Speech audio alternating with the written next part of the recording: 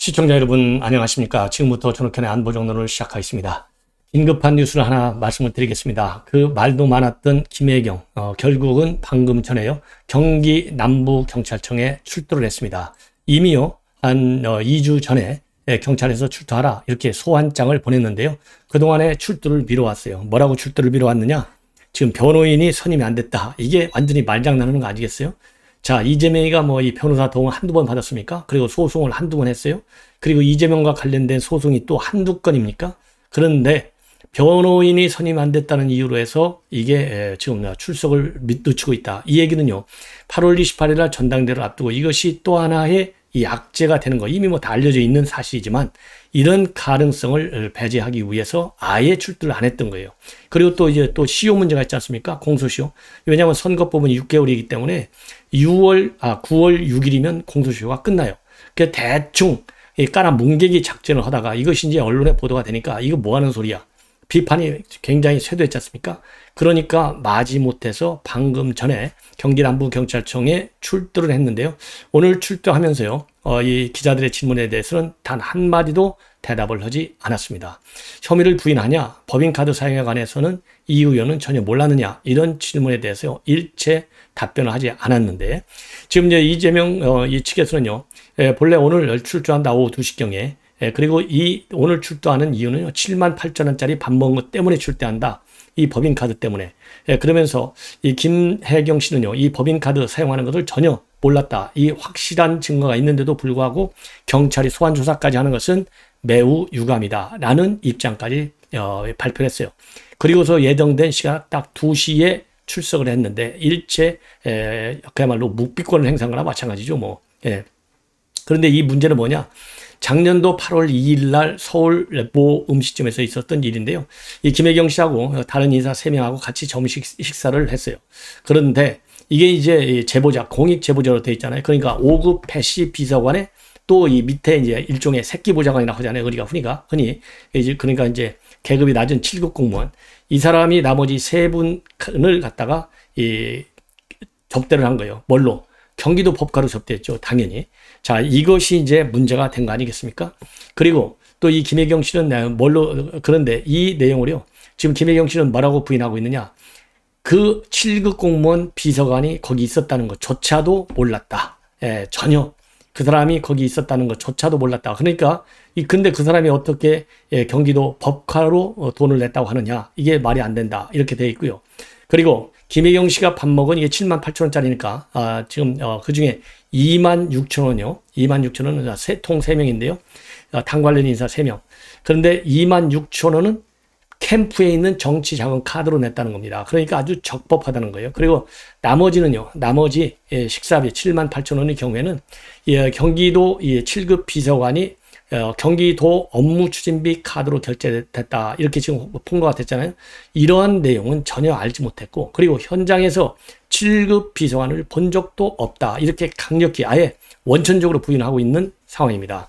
그리고 그러면서요, 이 사건은 물론이고 그동안에 김 씨가 법인카드 사용을 지시한 적도 없다. 그러니까 이게 한 700여만 원의 법인카드, 경기도 법카 사용한 거, 이 법카 전체에 관해서 지시한 적도 없고, 그리고 법카를 부당하게 사용했다는 사실조차도 알지 못한다.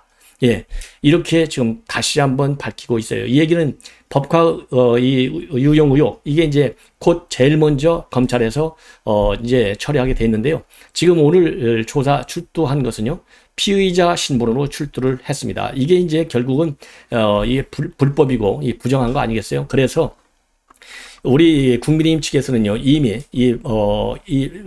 김혜경 이 사람을 갖다가 부인을 불법 의존으로 규정을 하고 지난 2월에 김혜경 씨하고 비서관 배 씨를 직권남용 권리행사 방해죄, 강요죄, 의료법 위반 혐의로 고발한 바 있습니다. 그런데 오늘 경찰에서는 말이죠, 지금 이재명 측에서 얘기한 78,000원짜리 밥값뿐만 아니라 전반적으로 경기도 법카를 사용해서 이 배 씨가 경기도 예산을 말하자면 불법으로 유용한 거, 이 전반에 관해서 이 뭐라고 그럴까요? 파악할 그런 예정으로 있다는 말씀을 드립니다. 당연하겠죠?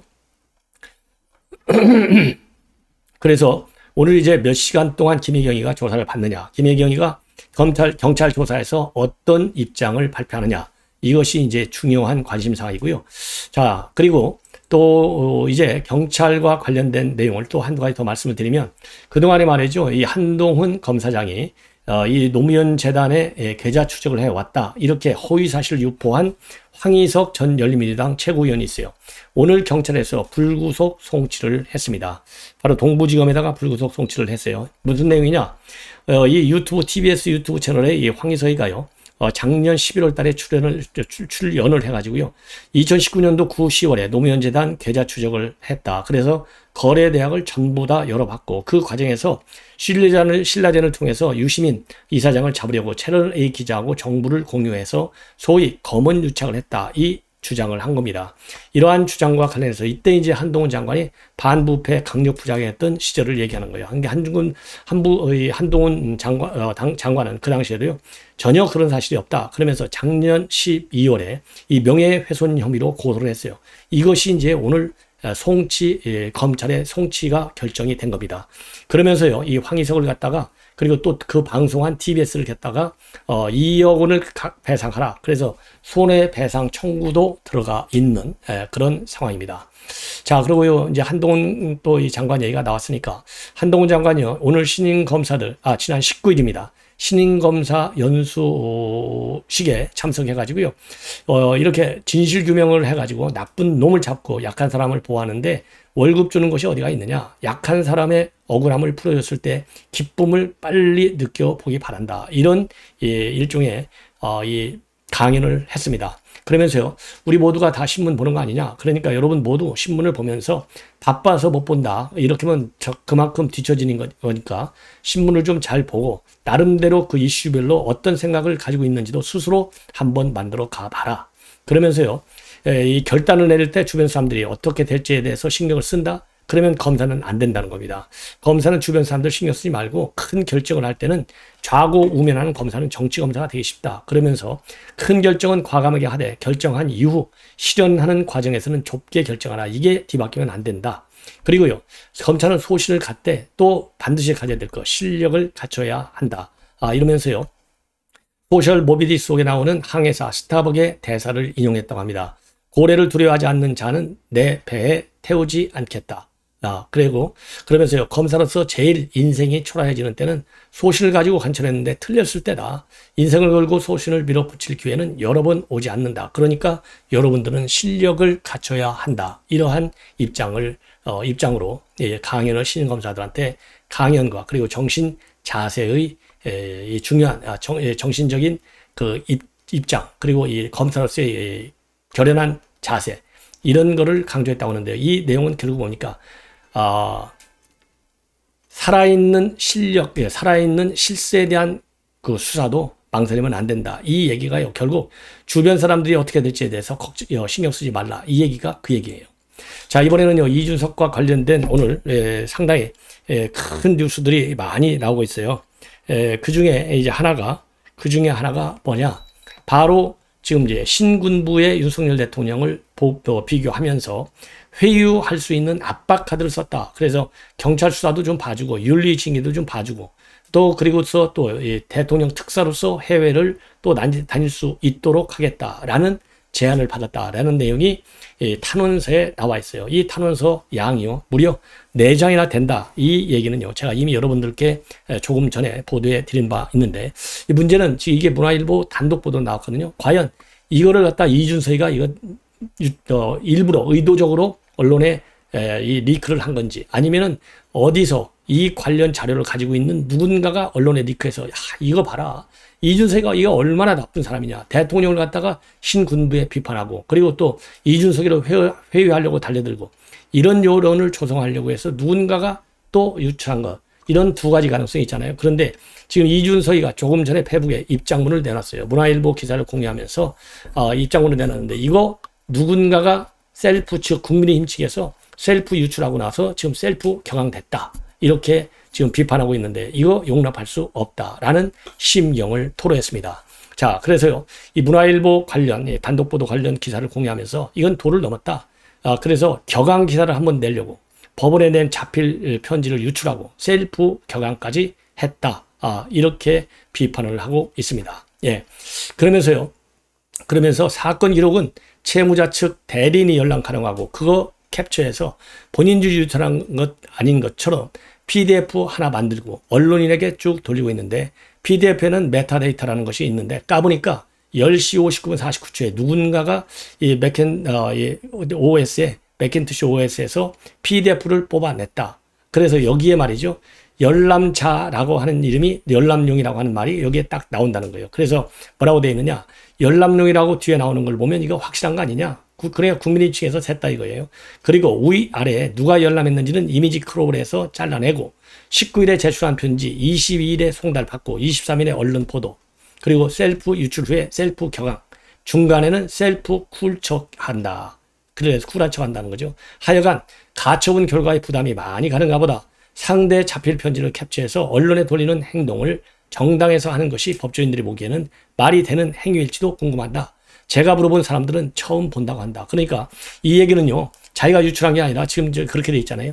19일에 제출한 이게 자필 탄원서인데 22일에 송달을 받고 나서 23일 바로 언론 보도가 됐다는 거예요. 딱 4일 만에. 그리고 나서는 지금 현재 이준세가 이럴 수가 있느냐. 이렇게 격앙하는 거. 이게 말이 안 된다. 법조인들한테 한번 물어봐라. 지금 이 얘기거든요. 자, 그러면은 지금 국민의힘에서도요. 이 탄원서는 누가 보느냐.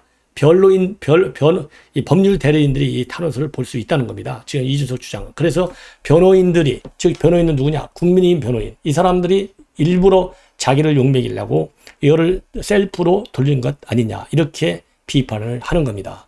그래서 이와 관련해 가지고요. 정우택 의원 정치적 금도를 넘어선 발언이고 논리의 비약이고 해당 행위가 될 수 있다. 윤리위원회의 추가 징계가 가능할 정도의 발언이다. 그래서 윤리위원회가 일단요. 어제는 죄송합니다.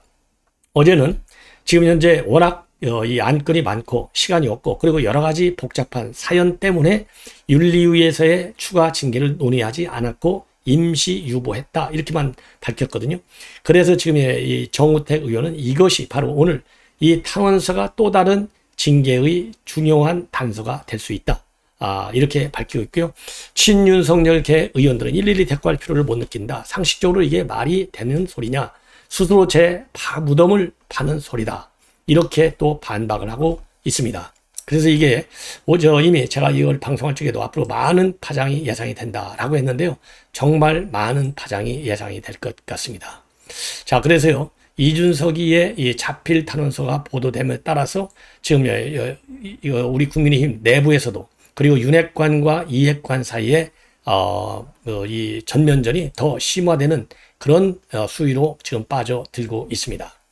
자, 이번에는 말이죠. 이번에는 이제 파이낸셜 뉴스가 단독으로 보도했는데요. 윤석열 대통령이 최근에 국민의힘 당 의원들하고 비공개 오만차람에서 무슨 얘기를 했느냐. 무슨 내년에 전당대회를 하느냐. 연내 개최될 것 아니냐. 지금 민주당 같은 경우는 이재명이가 당대표가 되는데 확대명인데 이재명이가 당대표가 되면 이번 국감 그리고 국회에서 얼마나 지금 윤석열 대통령과 그리고 윤석열 정부에 대해서 강력히 비판하겠느냐. 그야말로 화력을 갖다가 최대한으로 최고 수위로 끌어올릴 것이다. 그래서 이렇게 되면은 그러지 않아도 지금 국정 동력이 지금 많이 빠져 있고 지금 지지율도 굉장히 낮은 상황인데 이렇게 거대 야당을 앞세워갖고 이재명이가 대립각을 세울 경우에는 현 주호영 비대위 체제로서는 방어하기가 쉽지가 않다는 겁니다. 그래서 주호영 체제가 빨리 종결이 되고 정식 지도체제가 구성이 돼야 이재명의 민주당하고 정상적인 국민의힘 하고 맞받아 싸울 수 있는 여력이 생길 게 아니겠느냐. 이렇게 지금 윤석열 대통령의 생각이 당 측의 당 의원들하고 비공개 만찬하면서 밝혀졌다. 이거를 파이낸셜 뉴스가 단독으로 보도하고 있어요. 자, 이와 관련해 가지고요. 또 지금 이제 여권 핵심 관계자, 여권 관계자, 대통령실 관계자 이렇게 관계자라고 하는 닉네임을 통해서 지금 파이낸셜 뉴스가 보도를 하고 있는데 이거를 보면서요. 핵심 관계자는 뭐라고 했느냐. 윤 대통령이 전당대회 개최를 내년으로 하자는 의견에 무슨 내년이냐라는 반응을 보였고 당 대표가 될 이재명 의원이 주호영 비대위원장을 상대하기보다는 바로 윤 대통령을 공략할 것은 당연한 것이고 따라서 빠른 시일 내 전당대회로 새 지도부 선출이 필요하다는 게 대통령의 생각이다. 이게 핵심 관계자로 되어 있고요. 다른 관계자는 또 뭐냐. 정기 국회 기간 국정감사와 법안 처리 과정에서 민주당은 이재명 당대표 체제로 여당과 그다음에 대통령실을 강하게 압박할 것이다. 그런 상황에서 여당은 임시 비대위 체제로 제대로 법안도 처리 못한다면 임기 초반 국정 동력을 살리기가 더욱 어려워질 수 있다.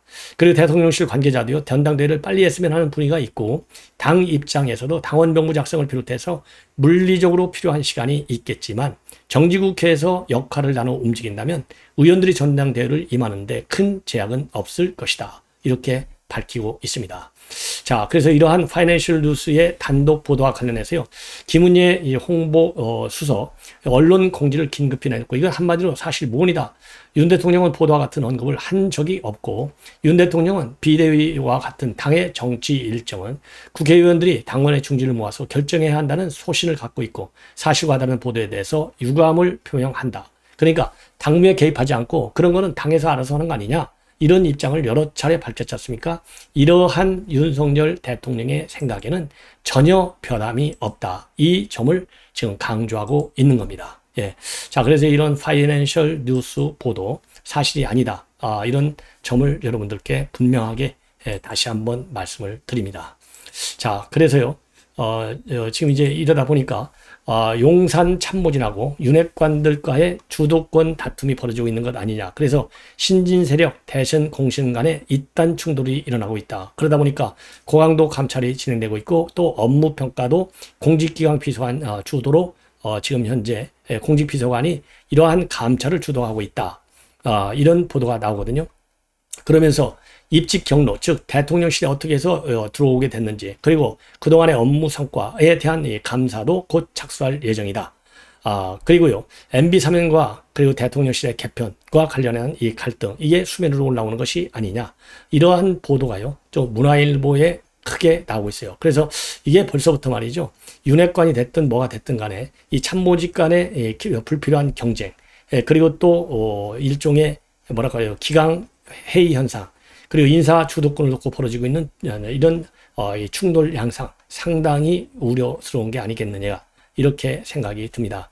그래서요, 이 대통령 참모들하고 윤핵관 인사들 간의 충돌은 이번이 세 번째다, 이런 보도까지 나오고 있습니다. 하나는 이제 사면 문제 가지고 했고요.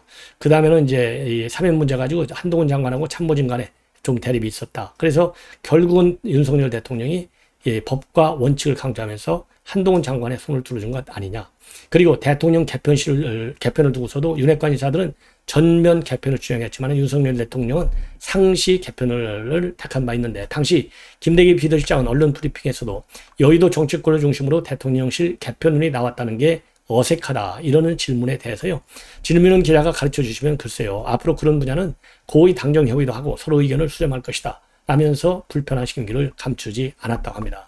그리고 윤석열 대통령이 그래서 상시 개편으로 가닥을 잡으면서 다시 한번 용산 참모진의 손을 들어준 셈이 됐다. 그리고요, 대통령실의 이번 감찰 결과에 따라서 용산과 여의도 참모들 간의 대립구도는 더 가파질 가능성이 있고, 대통령실은 현재 맡고 있는 직무와 관련한 경력이 없고 업무 능력이나 태도가 부실하다고 평가받는 인사에 대한 입직 경로, 성과 평가에도 곧 착수할 예정이라고 합니다. 자, 이러한 이 보도가 말이죠, 어떻게 해서 언론에까지 리크가 되는지, 이런 점에 대해서도요, 대통령실에서 특단의 조치를 취하는 것이 상당히 기묘한 시점에 와 있는 게 아닌가, 이렇게 생각이 듭니다. 시청자 여러분인 것으로 본 방송을 마치겠습니다. 시청자 여러분들의 많은 시청, 협조 부탁드립니다.